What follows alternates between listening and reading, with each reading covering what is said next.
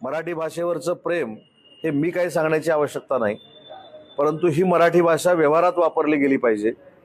मराठी भाषा ही न्यायालयामध्ये देखील वापरली गेली पाहिजे. मराठी भाषा ही प्रत्येक क्षेत्रामध्ये वापरली गेली पाहिजे. हा उद्देश डोळ्यासमोर ठेवून या खात्याचा कार्यभार मी स्वीकारलेला आहे आणि त्याची देखील आढावा बैठक आज पुण्यामध्ये आयोजित केलेली आहे.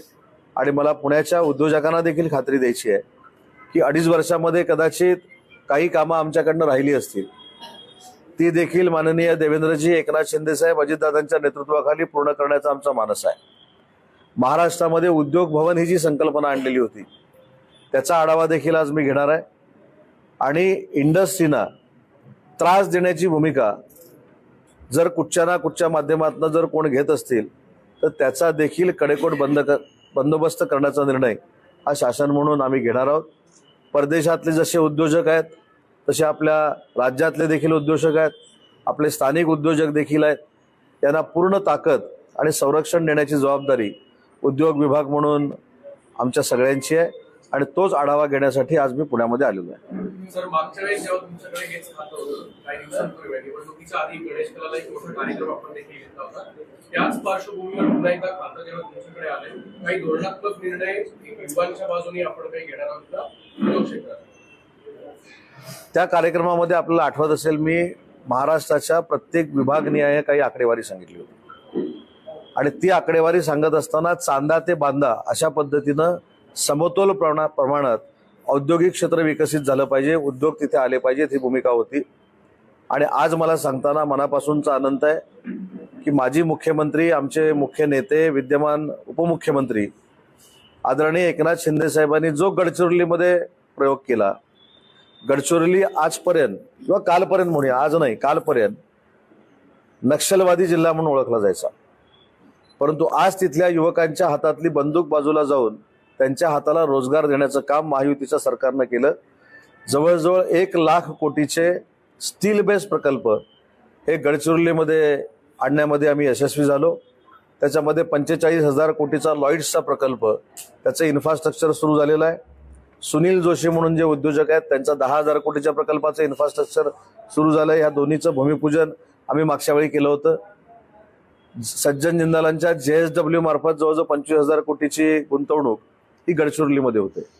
तुम्ही तसंच मराठवाड्यामध्ये जर आला तर मराठवाड्यामध्ये छत्रपती संभाजीनगरला 50,000 कोटीची इन्व्हेस्टमेंट मागच्या 3 महिन्यापूर्वी आपण केली.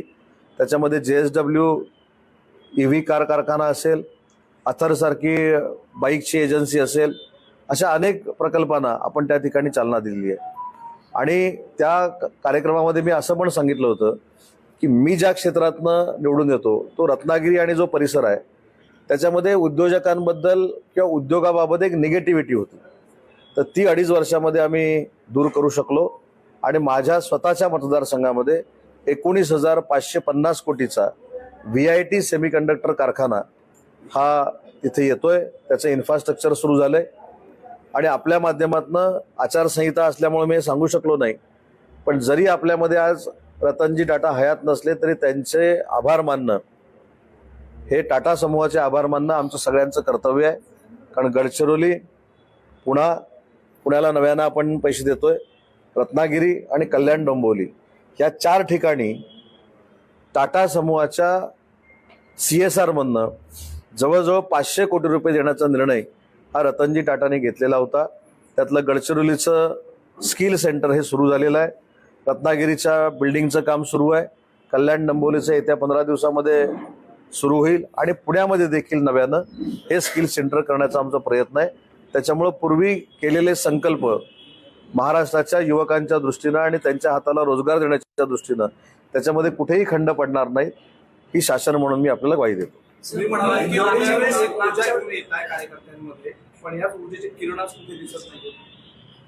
नाही, मला असं वाटतं वैयक्तिक एखाद्याच्या गोष्टीवर मी सहसा बोलत नाही, मग ते कोणी असू देत.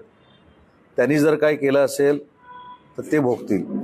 त्याच्यामुळं आजची पत्रकार परिषद ही उद्योगावरची आहे आणि वैयक्तिक जीवनामध्ये त्यानं चुकीचं जर काय केलेलं असेल, मग कोणी, तुम्ही जे काय, मला माहीत नाही कोणी केलेलं असेल, त्याचे परिणाम त्यांना प्रत्येकाला भोगावे लागतील. आजची पत्रकार परिषद मी मराठी भाषेचा आढावा जो घेणार आहे आणि उद्योग विभागाचा जो आढावा घेणार आहे, विशेषतः पिंपरी चिंचवडच्या बाबतीत. लोकशाही मराठी ऐका, पहा, जागरूक रहा.